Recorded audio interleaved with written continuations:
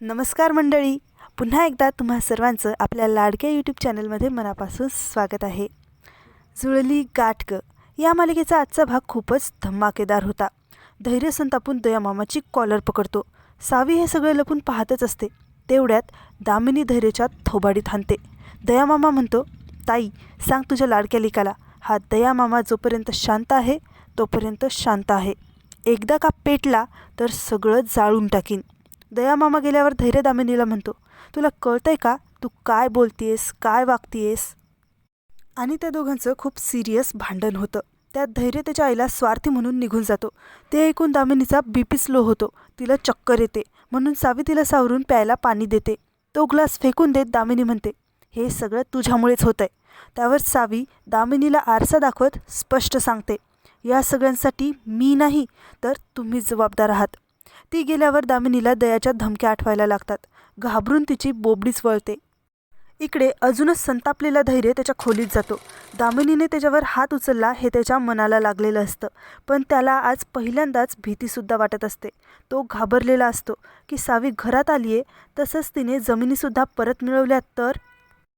आईची साथ सुटलेला धैर्य आता एकटा पडलेला असतो.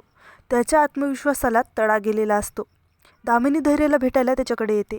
खोलीचं दार आतून बंद असतं, म्हणून बाहेरूनच मी स्वार्थी नाही आहे, तुझ्या प्रेमासाठी सगळे करतेय असं म्हणत त्याची ती समजूत काढत असते. तर धैर्य म्हणतो, आता माझीसुद्धा सहनशक्ती संपली आहे.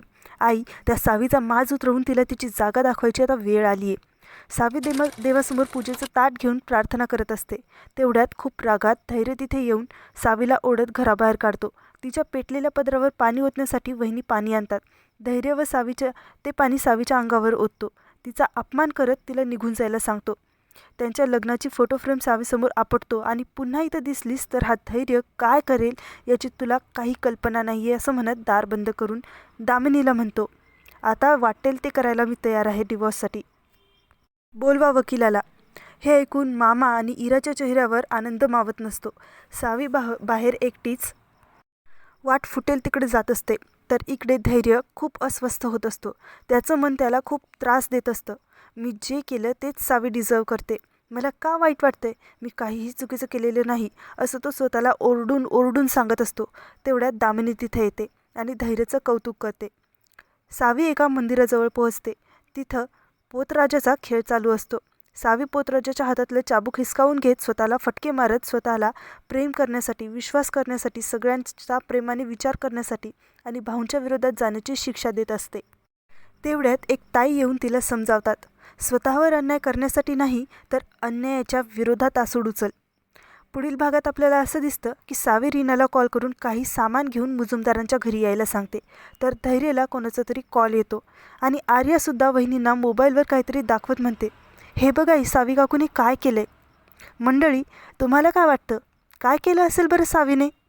काही असो, पण मुजुमदारांची चांगलीच वाट लागणार हे मात्र नक्की. तेव्हा पुन्हा भेटू उद्याच्या भागाबरोबर. तोपर्यंत आनंदी रहा, काळजी घ्या.